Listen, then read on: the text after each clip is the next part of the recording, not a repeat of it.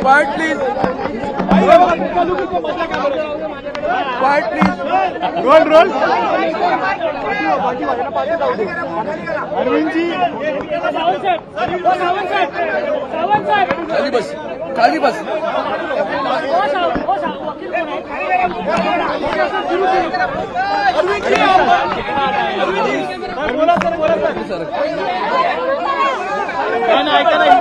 Role role role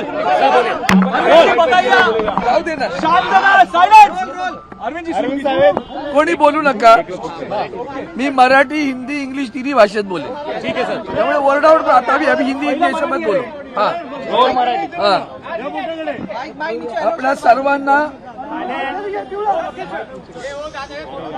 आपल्या सर्वांना माहित आहे की गेले काही दिवस शिवसेनेचे अनेक आमदार हे आसाममध्ये, गुवाहाटीमध्ये थांबलेले आहेत आणि म्हणून ते तिथं थांबून काहीतरी रोज वेगवेगळ्या क्लिप मीडियावर देत राहतात, बातम्या देत राहतात.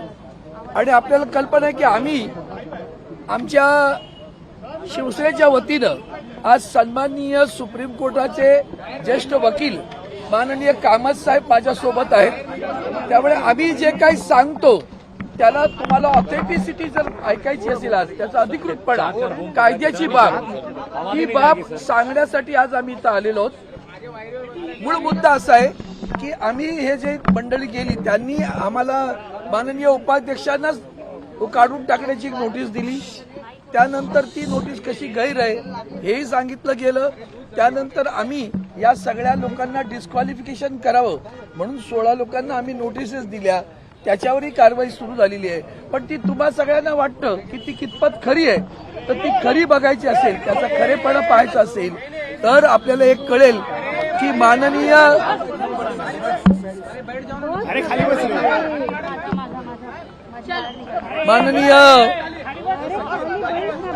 कामत साहेब इथं आलेले आहेत आणि ते त्याच्याबद्दल ऑथेंटिक सांगतील. आता अभी मैं हिंदी में बात करता हूँ. मेरी पूरी बात होने के बाद में कामत साहब बात करेंगे. आप सभी जानते हो कि अभी जो महाराष्ट्र में राजनीतिक परिस्थिति खड़ी हुई है उसके लिए जो लड़ाई शुरू है वो अभी राजनीतिक लड़ाई नहीं है, अब कानूनन लड़ाई भी शुरू हुई है. अब आप बाकी सारे मामले आप सब जान चुके हो कि हमने क्या क्या नोटिस दे दी है, हमारे उपाध्यक्ष साहब ने कौन सी नोटिस दे दी है, उनके डिस्क्वालिफिकेशन के बारे में नोटिस जारी की है. ये सारे जब हम बोलते तो लोगों को लगता है कि इसमें कितना सच्चा है, कितना खरा है, कितना झूठा है. रोजाना अखबारों में, रोजाना मीडिया पे कुछ ना कुछ उल्टा सीधी बातें करते रहते. तो उसकी कानूनन जो ऑथेंटिसिटी है वो बताने के लिए मेरे साथ में आज हमारे सर्वोच्च न्यायालय के ज्येष्ठ वकील देवदत्त कामत जी मेरे साथ में खड़े हुए हैं. वो आपको सारे प्रश्नों के उत्तर देंगे. Finally in English I'll say that every one of you know that what is happening, political turbulence is going on in Maharashtra, and in that case many of the people who have defected the party have gone and are staying in Assam. So therefore we have initiated legal action against them, and accordingly the notices of disqualification have been served to some of the members, around 16 members. We have already served the notice, and to know the authenticity of this legal action, the Honorable Supreme Court's senior advocate Mr. Devdatta Kamath is with me, and he will address your questions right now.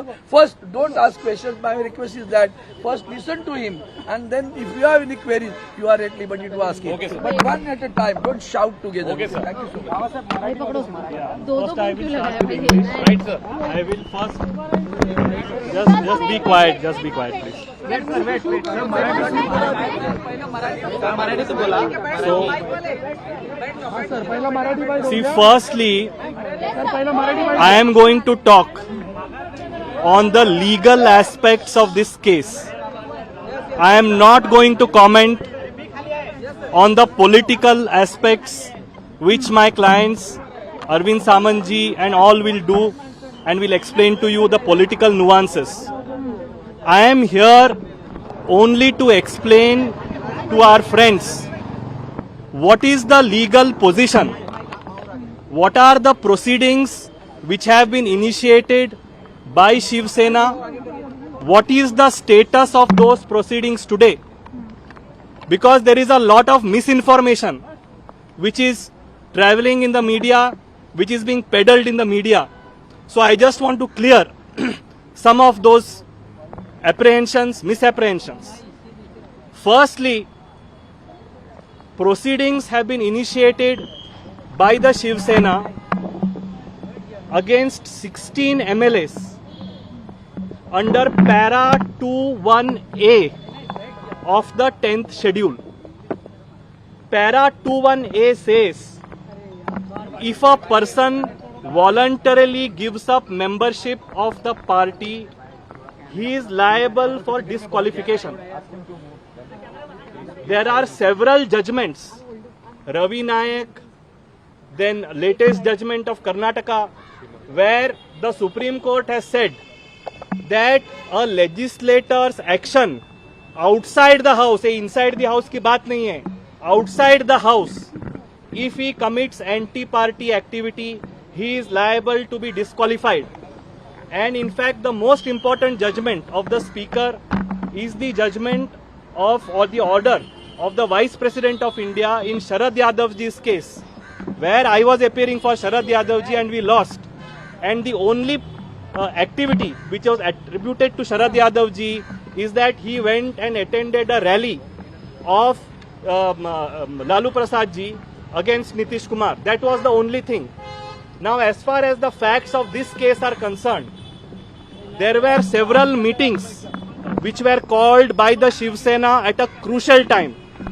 None of these meetings have been responded to, were attended to, number one. Number two, the action of going to a foreign state, I say other than Maharashtra, BJP ruled states, meeting with BJP leaders there, trying to topple the government, writing letters against the government, amounts to a clear violation of para 21A. So ये है हमारा plea speaker साहब के सामने.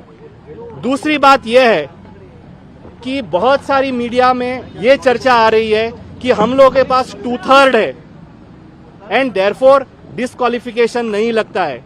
ये you can ask any constitutional lawyer that this is totally wrong. The concept of 2/3 applies only if there is a merger. ये सिर्फ बोलने से कि हम लोग के पास 2/3 मेजॉरिटी है, इससे कोई फर्क नहीं पड़ता है डिस्क्वालिफिकेशन पे.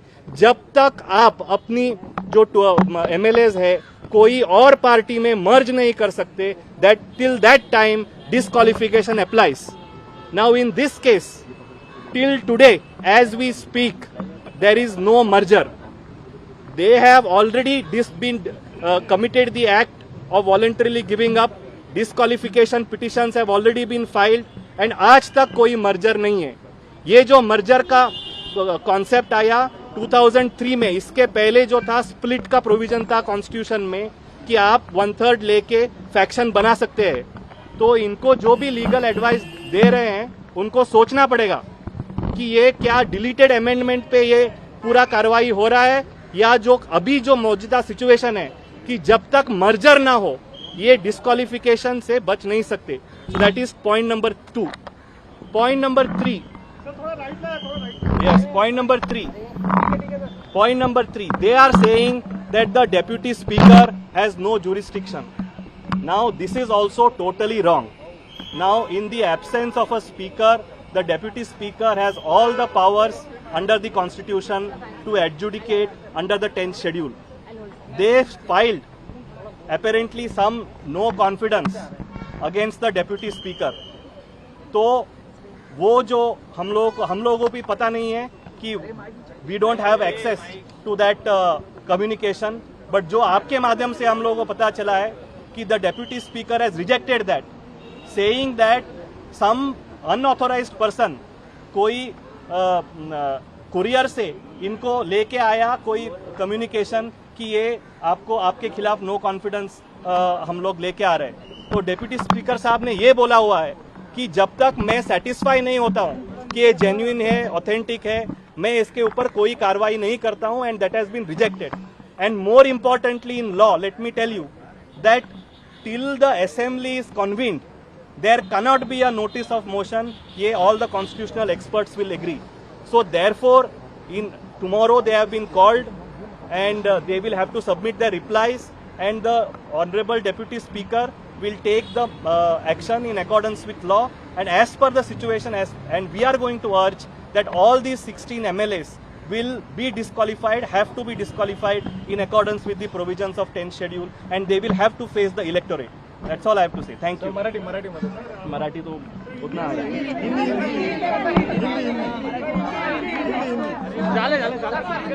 सर, आप क्वेश्चन एनी क्वेश्चन नहीं, आप क्वेश्चन जो भी है आप हिंदी में पूछ लो। मैं हिंदी में बोलूं? हिंदी में बता दीजिए कि क्या क्या लीगल फॉर्मेलिटीज आप लोगों की तरफ से होगी, कॉन्स्टिट्यूशन में कितना अधिकार उनको देता है, कितना अधिकार आपको देता है, कितना अधिकार है, क्या प्रोसीजर है? अरे सुन लो यार, हाथ उठा रहे हैं। जो I will just repeat quickly in Hindi की जो तो तुम्ही बोलणं बंद करतो बरोबर। Silent silent. सो मैं यहाँ पे आया हूँ, बहुत ही लिमिटेड रोल है मेरा, पॉलिटिकल सिचुएशन पे मैं कमेंट नहीं करने वाला हूँ।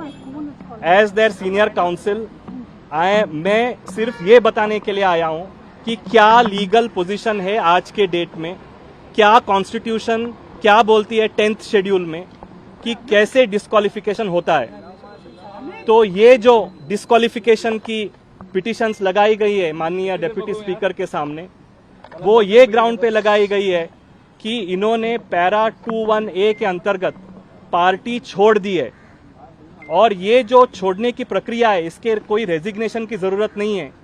माननीय सुप्रीम कोर्ट की जजमेंट के अनुसार रवि नायक और जो लेटेस्ट सुप्रीम कोर्ट जजमेंट है कर्नाटका मैटर में, तो उन्होंने ये बोला हुआ है कि अगर सांसद या विधायक का एक्शन से ये साबित होता है कि इन्होंने पार्टी के खिलाफ एक्शन लिए हुए हैं, कार्य किए हुए हैं, तो वो पैरा 21A लगता है। तो हम लोगों ने 16 पिटिशंस फाइल की हुई है, उसमें स्पीकर साहब ने नोटिस इशू किए हैं, वो कल हियरिंग के लिए लगेगा। दूसरी बात यह है कि बहुत सारे मीडिया में और अन्य माध्यम में तो ये चर्चा हो रही है कि डिस्क्वालिफिकेशन इसमें नहीं हो सकता है क्योंकि हम लोगों के पास 2/3 मेजॉरिटी है। ये सरासर मेरे एक्सपीरियंस और नॉलेज के हिसाब से पूरा गलत है, क्योंकि 2003 में ये जो स्प्लिट का इशू था, स्प्लिट का प्रावधान था, वो डिलीट किया गया है। अभी डिस्क्वालिफिकेशन से बचने के लिए एक ही रास्ता है, वो है मर्जर।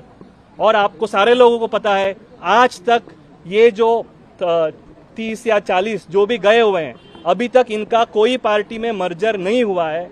तो इसीलिए तो आज के हालत में ये डिस्क्वालिफिकेशन से नहीं बच सकते। तीसरा जो मुद्दा है, इन्होंने बोला है कि डेप्यूटी स्पीकर को कोई जुरिस्डिक्शन नहीं है, डेप्यूटी स्पीकर को कोई जुरिस्डिक्शन नहीं है, कोई राइट नहीं है ये डिस्क्वालिफिकेशन की पिटीशन सुनने के लिए। उसके लिए मुझे यही कहना है कि कॉन्स्टिट्यूशन में क्लियर प्रोविजन है 180, उसमें ये बोला गया है कि जहां पे भी वैकेंसी है स्पीकर के ऑफिस में, तो deputy speaker can perform all the functions of the speaker. और रही बात वो नो कॉन्फिडेंस की, वो नो कॉन्फिडेंस मोशन ना ही मैंने देखा है, ना ही वो उसका रिजेक्शन मैंने देखा है। जो आपके माध्यम से हम लोगों को पता चला है कि ये बात है कि जो नो कॉन्फिडेंस मोशन दिया गया है, कोई अनऑथोराइज्ड ईमेल एड्रेस, क्योंकि सारे विधायकों का रजिस्टर्ड ईमेल एड्रेस होता है, तो इन्होंने कोई अन्य email address, random email address से कोई एक चिट्ठी भेजी हुई थी, और वो कोई मेंबर वहाँ पे, कोई विधायक वहाँ पे आके स्पीकर साहब को नहीं दी उन्होंने, तो कोई कुरियर के माध्यम से उनको दिया गया। तो स्पीकर साहब ने, हम लोग को जो पता चला है आपके माध्यम से, कि ये है कि स्पीकर साहब बोलते हैं कि जब तक मैं सेटिस्फाई नहीं होता हूँ कि ये जेन्युइन है, ऑथेंटिक है, मैं इसके ऊपर कार्रवाई नहीं करता हूँ। और उन्होंने वो रिजेक्ट कर दिया है. So as of now there is no impediment in the disqualification petitions being carried forward. और तीसरी बात इसमें यह है कि जब तक असेंबली सेशन में नहीं है तो ये कोई नोटिस ये देते हैं नो कॉन्फिडेंस का इन लॉ, इसका कोई मायना नहीं रहता. That's all I have to say. Sir अभी एक बात One ऐसी by भी one, पता चल one by रही है one by कि अविश्वास प्रस्ताव जो है वो दिया और एक बार फिर अपक्ष आमदार के हाथ से दिया गया है, तो ऐसे वक्त में क्या वो आगे की कार्रवाई कर सकते नहीं, हैं? वो मेरी जानकारी में नहीं है, so I can't comment on it. और जो स्पीकर साहब करेंगे तो हम लोग कमेंट नहीं कर सर, सकते. लीडर ऑफ द हाउस जो चुना है शिवसेना ने और चीफ व्हिप चुना है, क्या वो वैलिड रहेगा? बिल्कुल, बिकॉज जो लीडर ऑफ द हाउस है और चीफ व्हिप का मामला है, that is the domain prerogative of the political party, original political party. Original political party decide करेगी कौन लीडर होगा. लेजिस्लेचर पार्टी जो है वो पॉलिटिकल पार्टी का अंग है, कोई लेजिस्लेचर पार्टी सुप्रीम नहीं है. ओरिजिनल पॉलिटिकल पार्टी से लेजिस्लेचर पार्टी बनती है. Legislators are elected on the ticket of the political party. So जो पॉलिटिकल पार्टी बोलती है उसके ऊपर व्हिप या लेजिस्लेचर पार्टी का लीडर चुना जाता है. So therefore there is a rightful change in the chief whip. And और एक बात है, कल नेशनल काउंसिल एग्जीक्यूटिव मीटिंग में देयर वर मोर देन 250 के ऊपर रिप्रेजेंटेटिव्स इलेक्टेड जो 2018 में नेशनल काउंसिल शिवसेना में इलेक्ट हुए थे.